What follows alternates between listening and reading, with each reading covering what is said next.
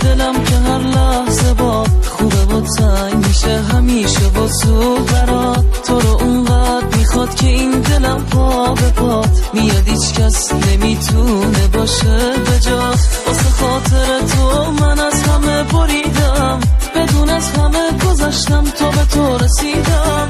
تو با نگاه تو خنده ها تو دیدم، طرح زیبای چشاتو تو دلم کشیدم. با تو همیشه خوبم، کنار تو میمونم، دیگه گذشته ها گذشته، تنها توی وصل جونم. جز این که با تو باشم